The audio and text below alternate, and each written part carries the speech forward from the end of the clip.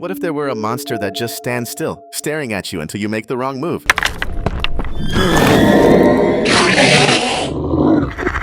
If you've ever played Minecraft or watched the movie released in 2025, you already know exactly what that feels like, and you know this monster is very real, at least in the Minecraft universe. His name is Enderman. But what most people don't know is that the origin story of the Enderman, a primitive and mysterious race capable of making even the strongest human break into a cold sweat, is much deeper and more disturbing than anyone could imagine. As the only species found in all three dimensions, Overworld, Nether, and the End, a single Enderman is enough to stalk and wreak havoc on even the most experienced Minecraft player. And all that aggression? It comes from a dark and chilling reason you're about to find out. The Enderman has a completely unique appearance and can't be mistaken for any other creature in the Minecraft world. With a tall, shadowy body and surrounded by an eerie aura, not to mention glowing purple eyes, Endermen have longer than average arms and legs. Their name literally means man of the end, which already hints at what they're capable of, and also points to where they come from, the Ender. The Ender is simply the most hostile and uninhabitable place in all of Minecraft, with almost no resources available, not even water. The Enderman's eyes are the trigger that can unleash a relentless chase, and even lead to the player's death, or more accurately, your avatar's. And from what it looks like, the Enderman's eyes, its most sensitive point, are also the key behind the legend that gave rise to it. Many fans of the game theorize that the reason Endermen get aggressive when you look directly into their eyes is because they feel threatened, as if the player is trying to steal their powers by doing so. And honestly, there's some logic to that, because when you defeat an Enderman, your reward is an Ender Pearl, which is used for teleportation, and that's the Enderman's main power. So in a way, that theory actually makes a lot of sense. Now, talking about the Enderman's origin before it was created by Marcus Notch, what very few people know is that this creepy Minecraft mob wasn't inspired by just one thing, but two. The most famous of these inspirations is without a doubt the Slender Man, which we'll talk about in a bit. The second inspiration is an ancient mythological being that existed thousands of years ago, and might still exist today, and we're going to show you how the Enderman is linked to both of these sinister entities. But before we dive into the Enderman's real-world origins, let's talk about its possible backstory within Minecraft's own lore.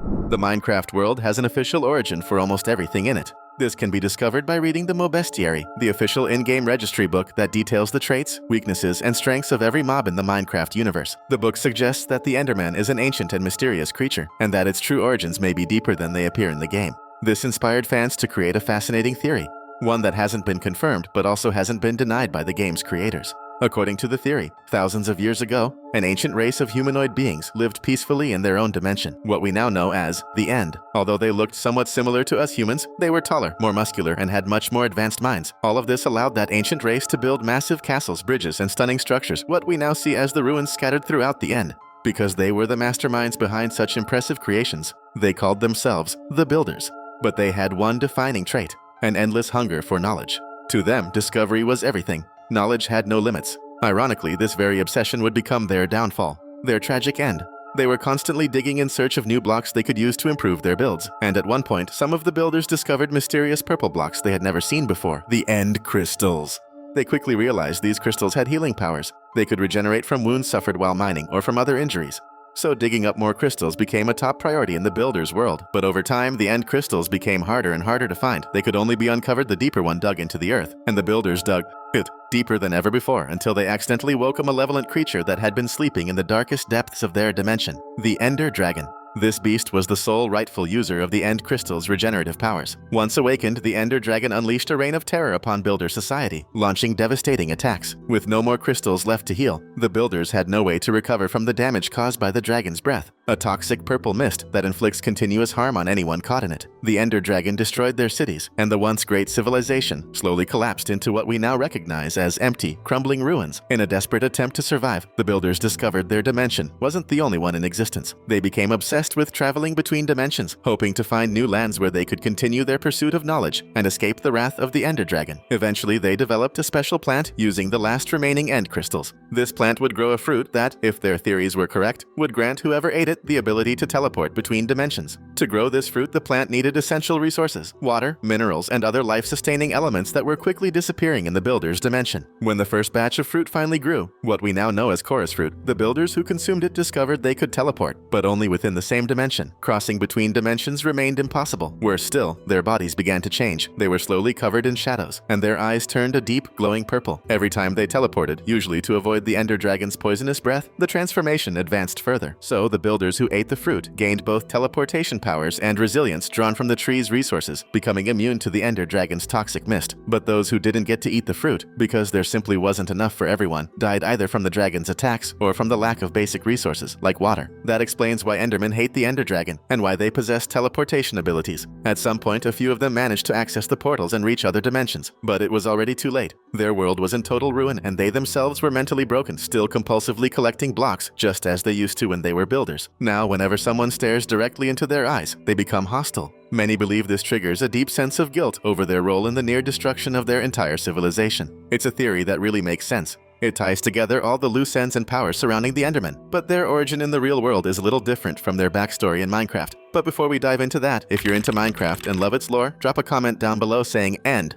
Now let's talk about the creature that inspired the creation of the Enderman, and was actually made just a little before Minecraft itself, Slender Man. Notch, the creator of the game, has publicly stated that Slender Man was a slight inspiration for the Enderman. However, we believe he's hiding a lot more from fans, things we've researched and are about to reveal. Slender Man was originally created as part of a contest called Create Paranormal Images on the internet forum Something Awful. On June 10, 2009, a user named Victor Surge, actually an American teenager named Eric Knudsen, who was living in Nagasaki, Japan at the time, edited an old photo and inserted a figure of an extremely tall, thin man wearing a suit with unnaturally long, skinny arms and legs. On top of that, the figure didn't have a typical face. Instead of eyes, a nose, or a regular mouth, he either had nothing at all or a twisted grin full of razor-sharp, bloodthirsty teeth.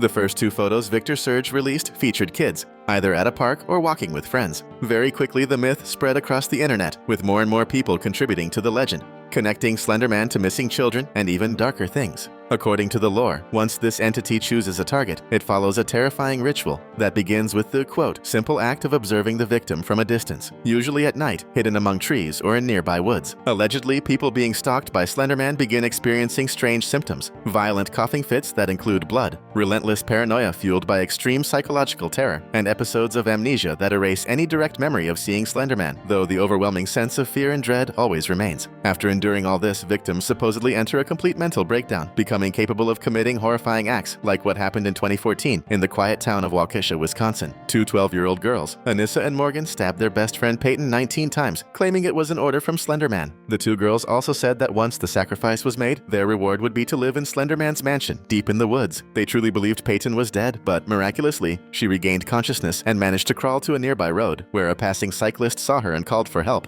She survived, though she suffered stab wounds to her arms, legs, chest, and abdomen. The two girls who committed the horrific attack were tried and convicted, even at just 12 years old. Anissa received a sentence of 25 years, and Morgan was sentenced to 40 years in a psychiatric institution. Morgan had been Peyton's best friend since childhood, and she was the one who delivered the 19 stab wounds, while Anissa stood by and watched. All of this seems far too disturbing to just be about some fictional character made up in a random online forum, don't you think? In 2009, Notch took the eerie figure of Slender Man and created the Enderman as a simpler version, fully made out of blocks. That becomes clear when you look at its height, which is greater than other players and mobs, and also in its long stretched out arms and legs, just like Slender Man. On top of that, it's impossible to ignore that the name Enderman is a shortened form of Slender Man, which clearly shows the connection between these two terrifying beings. Another point has to do with the core aspect of the Enderman, its gaze. We know that Slender Man doesn't have eyes, but the legend says that the only person who can see him is his victim, which often makes the person seem crazy or schizophrenic. But that actually shows how Slender Man is directly connected to the eyes of the person he's stalking, exactly like the Enderman, who chases after the player the moment they break eye contact with the shadowy mob. So, both of these figures, which originated from the internet, are capable of inflicting massive psychological terror on those they attack and pursue. Unfortunately, this video ended up getting too long, and we didn't get a chance to explain the likely real mythological creature that inspired both Slender Man and Enderman. If you want us to cover that, drop a comment saying part 2 and make sure you subscribe to the channel right now. We also didn't get into why the Enderman's weakness is water, but we'll definitely dive into that in another video. In the meantime, check out these two video options we've picked out for you right here on your screen. Click on either one. We're sure you're GP.